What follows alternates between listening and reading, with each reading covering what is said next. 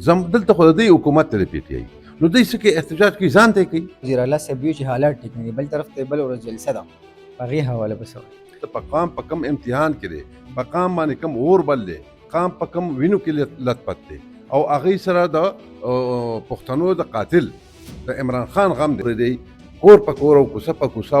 او ویلج کونسل په ویلج کونسل ګرځي او پروګرامات کوي چې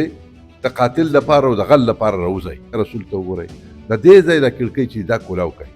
نور د دې غل نه د پښتنو د دې قاتل نه واوړئ د یو سړي فکر دی او هغه هم د منافقت د حده پورې دی والله که ورسره یو قسم مخلصي چې عمران دې راوځي.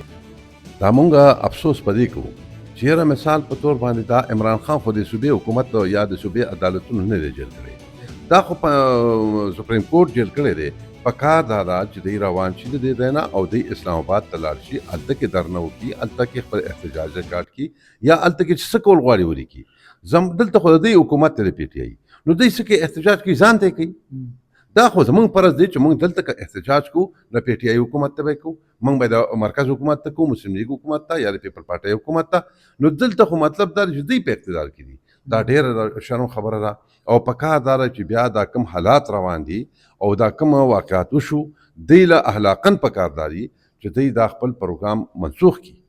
ځکه چې مثلا دلته کې خلک د روزانه په بنیاد دا پرون په سوال کې قبل کې تاسو وګورئ چې په هغې کې ما نن کتله چې یو دو ماشومانو یو جنیبه یو د 10 کالو بل د 7 کالو هغې خپل پلار کوته پلار چې و نو هغه د نهیخانې دکان کولی وکړی او د کرایې په کور کې پاتې کېدو او هغې ماسوتن بیا هغه راغلی دي سیدو هسپتال ته او هلته هغې د خپل پلار لاش موندی دی.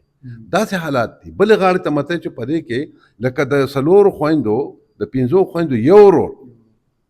دا نن لاړ شي د خلکو نه تپوس وکړئ، هغه د پولیس ځوانان چې هغه شهیدان شوي دي هغې نه تپوس وکړئ، د هغې د کور والا نه تپوس وکړئ چېرې په هغې د هغې په اړه به څه تېرې کړي او دوی دلته کې راپاڅېدلي دي. نن په هغې خبره نشته. تاسو وګورئ دی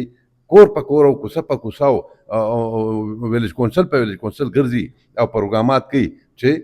د قاتل لپاره او د غل لپاره راوځي. زه دې ځوانانو ته اپیل کوم چې خدای رسول ته وګورئ د دې ځای د کړکۍ چې دا کولاو کوي